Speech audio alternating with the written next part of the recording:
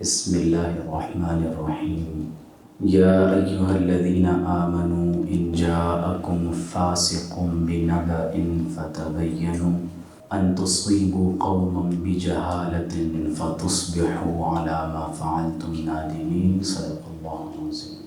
سب تعریفیں اللہ رب العزت کے لیے اور بے شمار درود و سلام حضور نبی کریم رؤوف الرحیم صلی اللہ علیہ وآلہ وسلم پر۔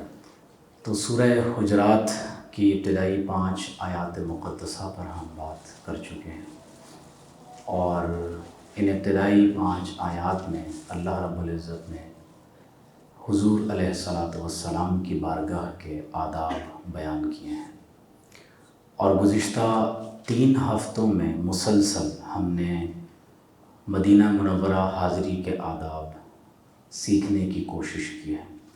دعا کیجئے کہ اللہ تعالی ہم سب کو حضور علیہ الصلوۃ والسلام کے دربار میں اذن حضوری عطا فرمائے۔ آداب بارگاہ رسالت اور اسلامی معاشرت کے آداب، ان دونوں کا آپس میں بہت گہرا تعلق ہے، کیونکہ کسی معاشرے میں اگر افراد آداب کا، ایٹیکیٹ کا لحاظ نہ رکھیں، چھوٹے بڑوں کا ادب نہ کریں، بڑے چھوٹوں کا ادب نہ کریں، اللہ اور اس کے رسول علیہ الصلوۃ والسلام سے متعلقہ افراد اور اشیاء کا ادب انسان کے دل سے نکل جائے، تو یہ بے ادبی انسان کو دائرۂ کفر میں داخل کر دیتی ہے، اور اس کا شعور تک انسان سے چھین لیا جاتا ہے۔ آپ دیکھیے کہ جو اسلامی معاشرت کے آداب ہیں، ہمارے مسلم فیملیز کے جو حالات ہیں، تو بہت تیزی کے ساتھ ہم اسلامی معاشرتی آداب سے دور ہوتے چلے جا رہے ہیں۔ تو آیت نمبر 6 سے ان آداب کا ذکر شروع ہو رہا ہے۔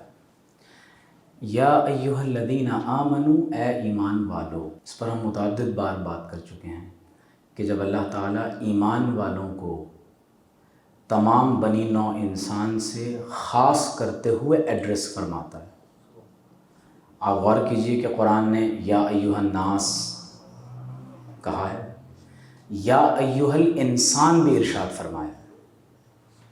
اللہ رب کریم قل یا ایہا الکافرون بھی کہتا ہے، یا ایہا الذین آمنوا، اور ایک مقام پر فرمایا یا معشر الجن والانس، اے گروہ جن و انس، اور ایک مقام پر فرمایا قل یا اہل الکتاب۔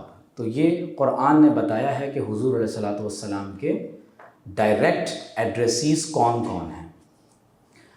یہاں اہل ایمان سے خطاب کیا جا رہا ہے، اے ایمان والو، ان جاءکم فاسق، اگر تمہارے پاس آئے ایک فاسق۔ فسق عربی میں کہتے ہیں کسی کا کسی دائرے سے باہر نکل جانا، اپنی حدود سے تجاوز کرنا، اسے فسق کہتے ہیں۔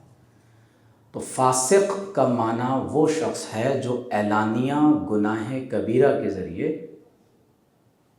اللہ کی اطاعت کے دائرے سے باہر ہو جائے۔ اگر عقیدے کے دائرے سے باہر ہو جائے تو انسان غیر مسلم ہو جاتا ہے، جیسے کوئی توحید کا انکار کر دے، نعوذ باللہ من ذالک، آپ صلی اللہ علیہ وسلم کی ختم نبوت کا منکر ہو جائے تو ایسا شخص دائرہ اسلام سے خارج ہو جاتا ہے۔ لیکن اگر کوئی اطاعت کے دائرے سے خارج ہو تو فاسق کہلاتا ہے، جیسے نماز کا ترک کر دینا، زکوٰۃ ادا نہ کرنا، روزے نہ رکھنا، جی، تو یہ تمام کے تمام وہ فرائض ہیں کہ جن کے ترک سے انسان اللہ کی اطاعت کے دائرے سے نکل جاتا ہے۔ تو فرمایا اے ایمان والو، اگر تمہارے پاس کوئی ایک فاسق آئے، بنبأ، اور کیا لے کر آیا ہے؟ کوئی بہت اہم بڑی خبر لے کر آیا ہے، اس نے کوئی آپ کو آ کر کوئی خبر رپورٹ کر دی ہے، کوئی بات آپ کو بتائی ہے، اور وہ کوئی عام خبر نہیں ہے، کوئی بڑی اہم خبر ہے۔ عما یتساءلون عن النبأ العظیم، تو بنبأ، ایک نبی اسی سے ہے، کیونکہ نبی کا کام کیا ہے؟ وہ خبر جو آپ اپنی ریشنل انکوائری سے یا تھرو امپیریکل ایویڈنس حاصل نہیں کر سکتے، جو چیز آپ کے حواس اور آپ کی عقل میں نہیں آ سکتی، تو نبی بذریعہ وحی وہ اللہ تعالیٰ سے ریسیو کرتے ہیں اور ہمیں بتا دیتے ہیں، تو نبی کو اسی لیے نبی کہا جاتا ہے۔ تو فرمایا کہ اے ایمان والوں، اگر کوئی ایک فاسق تمہارے پاس کوئی ایک خبر لے آئے تو کیا کرنا چاہیے؟ فوراً مان لینا چاہیے، ریئیکٹ کر دینا چاہیے۔ فتبینوا، تو خوب تحقیق کر لیا کرو۔ کیوں؟ ان تصیبوا قوما بجہالۃ، ان اگر الف کے اوپر زبر آ گیا تو معنی ہے کہ، اور اگر ہو جائے ان تو ان کا معنی ہے اگر۔ دیکھ رہے ہیں آپ، یہ ایک ہی آیت میں اوپر ان ہے اور نیچے، تو ان کے معنی ہے اگر، اور ان کا معنی ہے کہ۔ فتبینوا ان تصیبوا قوما بجہالۃ، کہ تم ضرر اور نقصان پہنچاؤ کسی قوم کو جہالت میں۔ اب ظاہر ہے کہ ہمیں کسی نے آ کر کوئی خبر دی، وہ آپ کے بارے میں یہ کہہ رہا تھا، اب ہم نے بجائے اس کے کہ تحقیق کرتے فوراً کوئی ریاکشن دیا اور اسے نقصان پہنچا دیا۔ تو فرمایا ایسا نہ ہو کہ تم جہالت اور بے علمی میں کسی کو نقصان پہنچا دو۔ کتنی خوبصورت بات ہے۔ ہمارے ہاں جو گھروں میں لڑائی جھگڑوں اور فساد سے لے کر معاشرے میں جتنی بھی تباہی آپ کو نظر آ رہی ہے، ان میں اکثر مقامات پر اسی کمیونیکیشن گیپ کی وجہ سے، دیکھیں کمیونیکیشن گیپ ہے، کسی نے آ کر خبر دی، میرے پاس براہ راست وہ خبر نہیں پہنچی، بجائے اس کے کہ میں اس بات کو اس شخص سے کنفرم کرتا، میں نے فوراً ریئیکٹ کیا اور کسی کو نقصان پہنچا دیا۔ فتصبحوا، تو پھر تم ہو جاؤ گے، علی ما فعلتم، اس پر جو تم نے کیا، نادمین، ندامت اٹھانے والے۔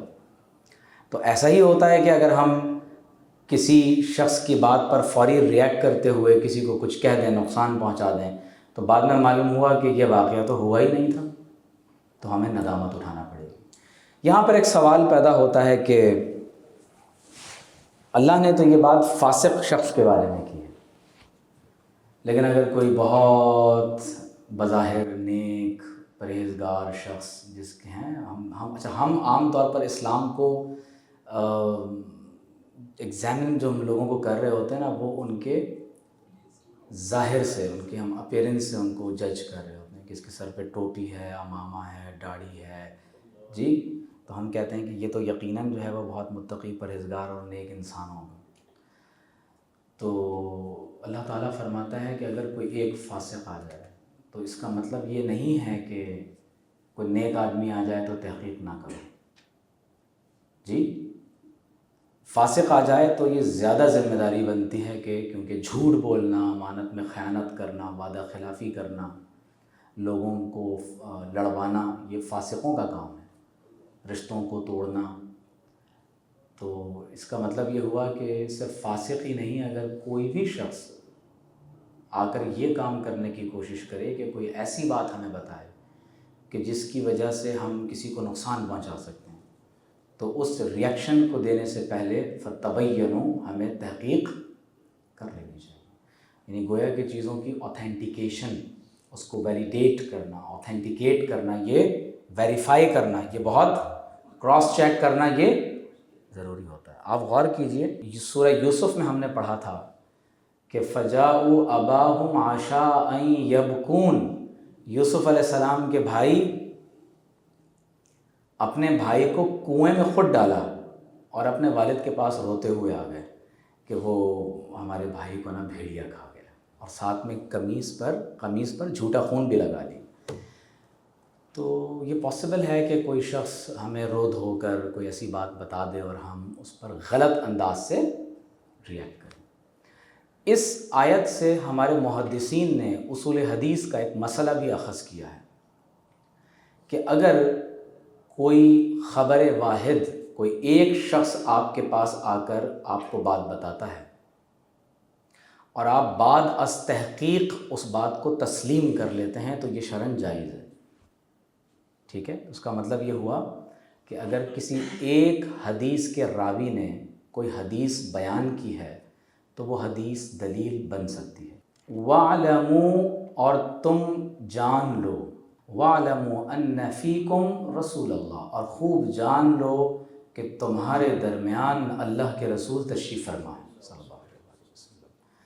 سبحان اللہ، سبحان اللہ۔ اب یہ بات صحابہ کرام سے فرمائی جا رہی ہے، تو صحابہ کرام کو یہ مقام نصیب ہوا کہ حضور علیہ الصلاۃ والسلام بنفس نفیس اپنے وجود مسعود کے ساتھ ان کے درمیان تشریف فرماتے ہیں، اور صحابہ کو یہ شرف نصیب ہوا کہ انہوں نے اس مجلس میں سانس لیا جس کی فضا حضور علیہ الصلاۃ والسلام کے انفاس قدسیہ سے معطر تھی۔ یہ صحابہ کو مقام نصیب ہوا، تو فرمایا جان لو کہ تمہارے درمیان اللہ کے رسول صلی اللہ علیہ وآلہ وسلم موجود۔ ہمارے لیے اس کا معنی کیا ہوگا؟ وَاعْلَمُوا أَنَّ فِيكُمْ رسول اللہ، تو جان لو اللہ کے رسول تمہارے دلوں میں موجود صلی اللہ علیہ وسلم۔ تو ہر صاحب ایمان کے دل میں اللہ کے رسول علیہ الصلاۃ والسلام کی محبت موجود۔ اس لیے اقبال نے اسی شعر سے استفادہ کیا، در دل مسلم مقام مصطفیٰ است، آبرو ما ز نام مصطفیٰ است صلی اللہ علیہ وآلہ وسلم، کہ میرا دل حضور علیہ الصلاۃ والسلام کی محبت کا مقام ہے، اور ہماری عزت اور ہماری آبرو وہ حضور علیہ الصلاۃ والسلام کے نام مبارک سے ہے۔